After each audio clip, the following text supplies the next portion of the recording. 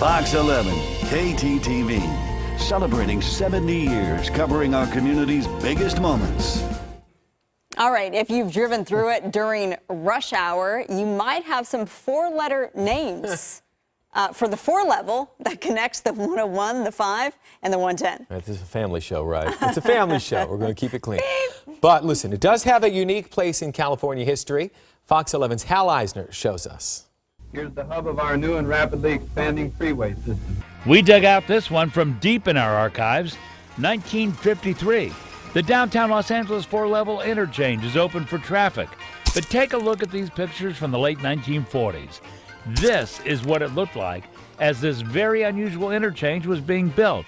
It was unusual because instead of being spread out like a clover leaf, it was constructed as a stack because of the surrounding geography and nearby buildings. It's been called the first stack interchange in the world. It was completed in 1949, the same year KTTV went on the air. So no surprise we've been covering traffic through this mixed master of freeways for a long time. It's what our Rick Dickert has been doing for decades. There's rarely been a morning in the 20 years that I've been covering LA traffic that we have not made a pass over the world-famous Cloverleaf interchange. Ah, yes.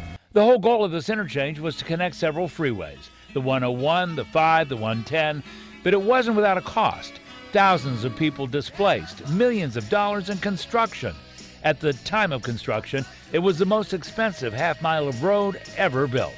So here we come up to the beginning of the 4 level, where you have the choice of going left to the 10 East, 5 South, or 60 East. Middle is Pasadena, and right is to go to the 110 South. We're on the road with Kenny Morse, a.k.a. Mr. Traffic.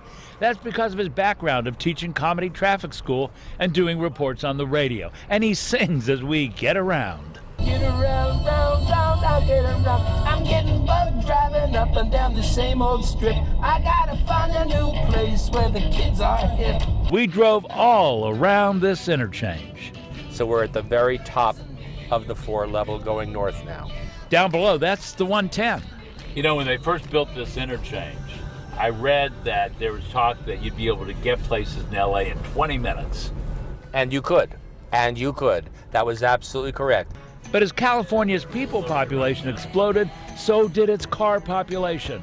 And our state's car culture caught fire and spread across the country. California was just the leader in car culture, but it grew to every state in America. Every major city had a cruising spot, and car culture in the 50s, 60s, and 70s certainly was a part of the zeitgeist of our lives. Memorialized in so many films, such as American Graffiti. Most of my cars have been convertible because I wanted to feel the wind through my hair. Well, I still had some left. Hair? Yes, you see, that's where it all went. It blew away. You know, as Rick Dickert says, But these 4 levels, the 101 and 110 freeways, as well as the connector roads, keep LA moving. if there's a reason this footage is important, it's a reminder that even things built decades ago are still very functional and important today.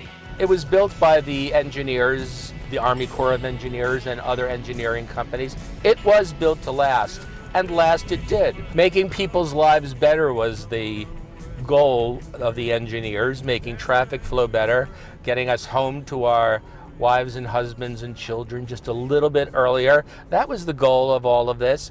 Efficiency. And despite whatever traffic we face, it doesn't hurt when you add an old-fashioned song. Yep, around a landmark interchange now, like KTTV, some 70 years old from the time it was completed, and 65 from the time it was open to the public.